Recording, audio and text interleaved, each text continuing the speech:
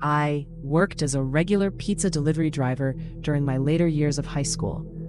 Because of school, I'd always work the night shifts on Friday and Saturday. It was a pretty laid-back job, and for the most part, I'd just be driving or standing in the shop taking orders on the phone. A couple of my friends worked there too, so I always had someone to talk to. Anyways, it was Friday night, and I'd just gotten back from my last break. The place closes at 1 a.m., so we usually stop accepting orders around 12, as we still have to clean and everything before we leave. It was 11:30, but I figured I'd get a head start on the cleaning just to pass the time. Me and my other two friends were the only ones working that night, and one was finishing up a delivery and the other just went on break after I got back. A couple minutes into cleaning, the phone started ringing, so I picked it up and asked how I could help them. There was an older man on the line, and he asked if we were still open for deliveries. I told him, yeah, but we aren't taking any large orders. They said that was okay, and asked for a regular pizza, and gave me the address to deliver it to. About 15 minutes later, the pizza was ready, and I boxed it up and got in my car. The address was a little more than 10 minutes away, and I was probably halfway there when I pulled up behind another car, stopped at a stop sign on an empty road. I waited for a few seconds, looking around to see why he was stopped for so long. Then I honked my horn gently, assuming that he'd just fallen asleep or something. The car still didn't move, so I started to pull around him. But of course, just as I did that, he pressed on the gas and jolted forward down the road. I was a little bit annoyed, but I figured it was just some guy being a dick for fun, so I continued down the road. But a couple minutes later, I passed that same car, pulled over on the side of the road, with its headlights off. I got a really uncomfortable feeling passing them, like something didn't feel right about it. I checked my mirrors for the rest of the way to the house to make sure he wasn't trying to follow me. Finally, I turned down the address's long driveway that went between a forest of trees. I pulled up to the front of the house and put the car in park. Then I made sure I had everything and went up and knocked on the door. I waited a minute or two, then an old lady answered and asked me what I was doing. I told her I was delivering the pizza here and recited the address to her that I was given. She said that nobody here ordered a pizza, and I could tell she felt bad for me. I just thanked her and went back to my car. This wasn't the most uncommon thing to happen, as some people would do it as a prank or just give the wrong address on accident. I figured I'd get out of the lady's driveway, then call my friend to have them call the number back and confirm the address. So I started making my way out of the driveway. But as I was making my way down, bright headlights blinded my view from ahead of me. It was so bright I knew it had to be a car coming towards me, so I quickly pressed on the brakes. I waited for the car to turn off the lights or turn their car around, but after waiting for a little bit, I figured they weren't going to move. I wasn't sure exactly what to do, as I could barely see and I knew the driveway was thin, so there was no way I could get around them. I decided to just wait and see what they do first, as I didn't really have any other options. A whole minute went by of both of us just sitting there before they turned their lights completely off. I waited for my eyes to readjust to the darkness, then looked ahead to see where their car was, but I couldn't see it. I put the car back in drive and slowly began making my way down, being cautious in case the other car started coming down the driveway again. A few seconds later, I see the car with all its headlights off parked in the middle of the path. I recognized it as the same one that was parked at the stop sign. I guess he had followed me without me noticing. I couldn't see through the windows in the dark, so as I sat there, I started to get pretty anxious and worried that there could be multiple people in there with bad intentions. Then the front driver door opened, and a man got out and began making his way towards me. Halfway to my car, he stopped and began waving at me as if he wanted me to pull up next to him. At this point, I'd be lying if I didn't say that I was really starting to freak out. I tried my best to pretend to be calm though, and rolled the car next to him. To my surprise, when I pulled up, he didn't say anything to me. He didn't even look at me as he started walking around my car and eventually stopped right behind me by the trunk of my car. I looked in my rearview mirror, trying to figure out what he was doing and why he was just standing there. A few moments go by as I'm looking at this man, when I suddenly come to a realization and turn my head around to the front. The other 3 doors of the car swing open, and 3 more men start sprinting towards my car. My adrenaline started pumping, and I stomped on the gas, flooring it, and almost hitting one of the men as I turned my car off the driveway. I swerve around their car, nearly hitting several trees before making it back onto the path and eventually out onto the main road. There was nobody else on the road at this time, so I could clearly see in my mirror when the car pulled out onto the road and started making its way towards me. I figured they weren't going to stop unless I could get somewhere that wasn't so isolated. But after 30 seconds, the men turned down a side road. I made it back to work and immediately told my friends what happened. They both convinced me to call the police to at least report it, even though I wasn't able to give much helpful information. An officer came down and I gave an official statement on the incident, and then they left just before we closed. I was surprised to get a call the next day saying that 3 of the men had been arrested after attempting to rob another car later that night in the same exact driveway that I was in. The men were caught when the lady called the police after having 2 more people try and deliver food to her that she didn't order. I guess they were using that driveway to lure delivery drivers in and rob them on the way out, since it was a narrow, isolated driveway surrounded by forest. Unfortunately, though, the 4th man was able to run through the trees and make it out, and I never received any updates on him in the following days, so I'm not sure if he was ever found. The old lady said, though, that she was unaware and had never seen them in the driveway before that night. It's pretty crazy that this happened to me, but I'm also proud of myself for how quickly I reacted and how I was able to make it out unharmed. It definitely made my job more stressful, though, and soon after, I was able to change my shifts to only working during the day on the weekends. I really hope that last guy got caught, though, because who knows how many more people could be in those horrifying situations due to his escape. I worked as a food delivery driver during my first few years of college. Mainly, I would drive for DoorDash or Uber Eats. I didn't like making small talk with strangers and didn't want random people in my car, so I preferred delivering food over being a normal Uber driver. I did this for over a year with pretty much no issues, aside from the occasional customer mad that the restaurant messed up their order. Anyways, it was late Wednesday night, and I didn't have any classes in the morning, so I decided to make an extra few bucks and deliver for a little bit. I did 4 or 5 quick orders and ended up about 20 minutes from my dorm. It was about 1 a.m. now, and I figured I should probably end it there and head back. The way the delivery apps work is pretty much you just drive around and wait for a random order to pop up, and then it'll give you an estimate of how much you'll make and how far it is. Then you either accept or decline it. On my way back, I left the app running just in case there was a really quick delivery nearby.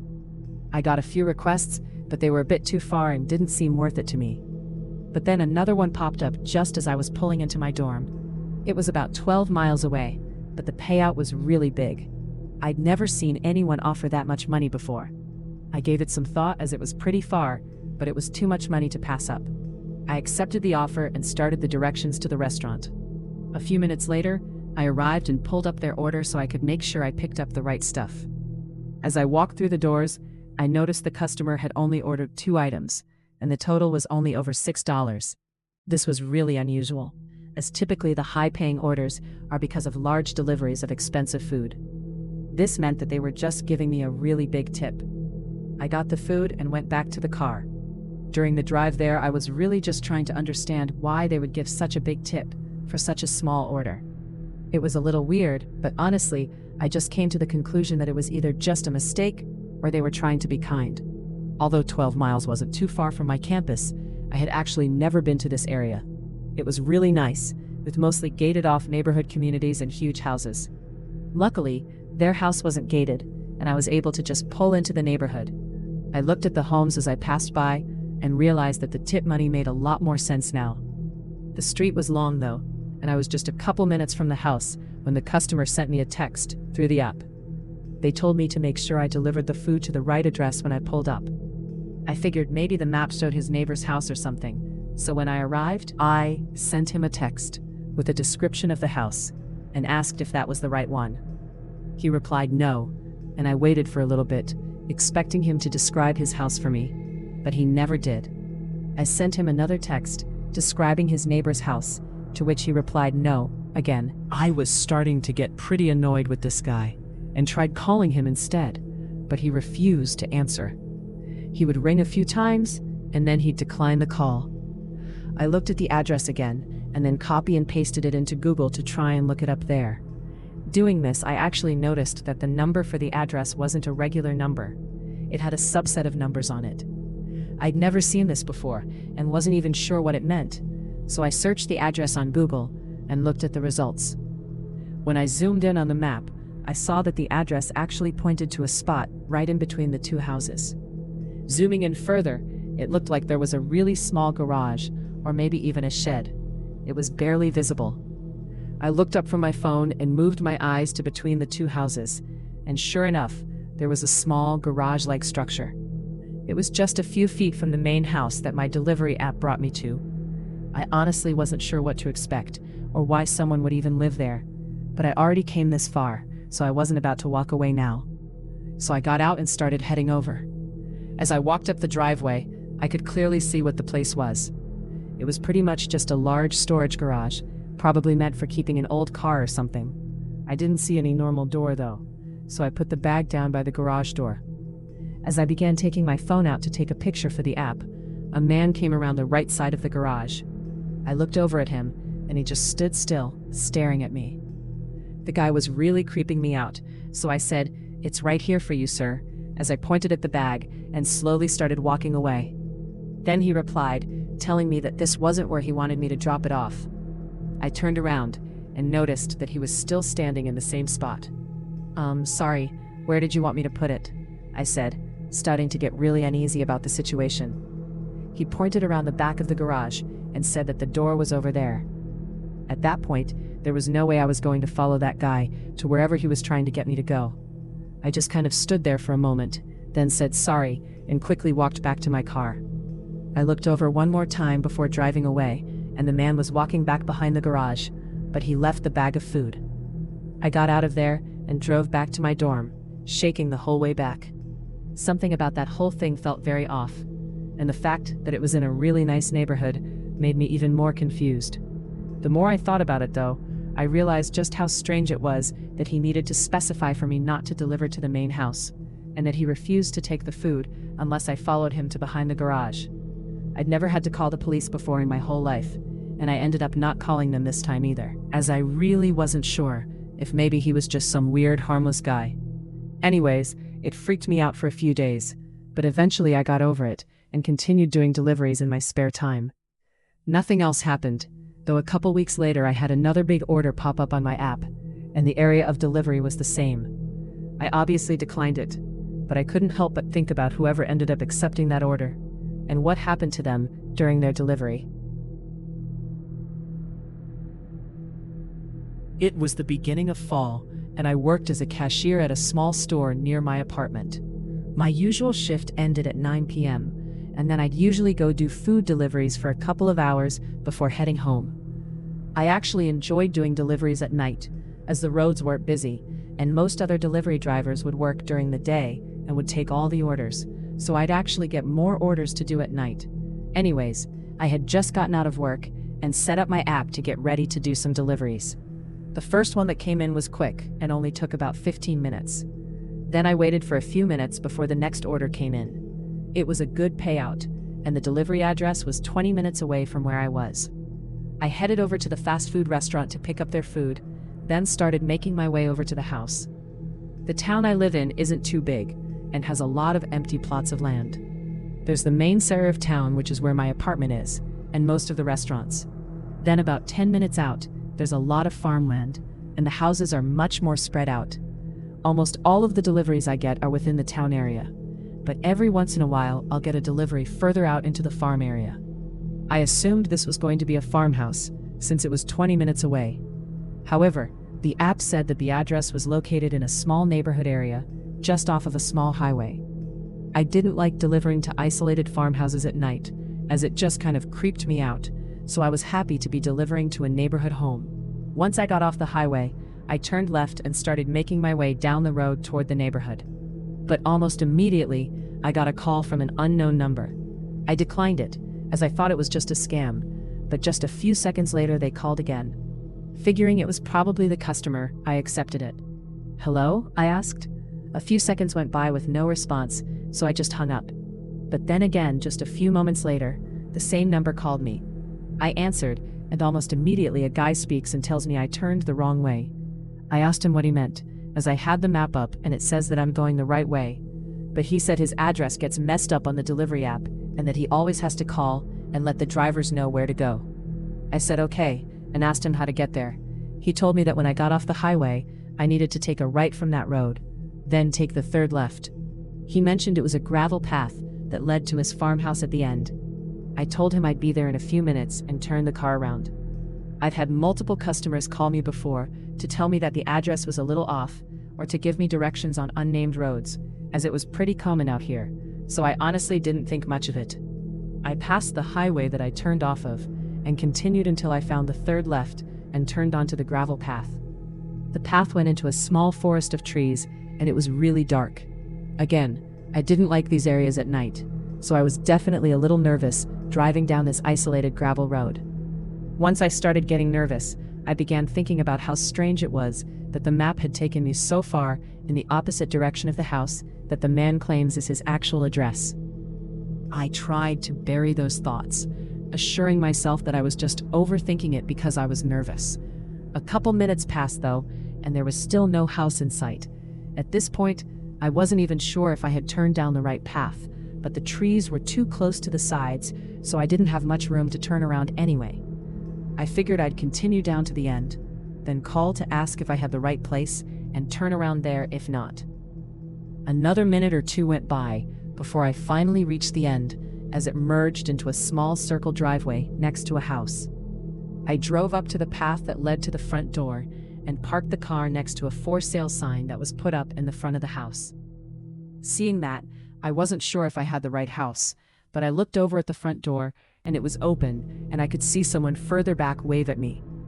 Figuring I was good, I grabbed the bag and started making my way over to the door.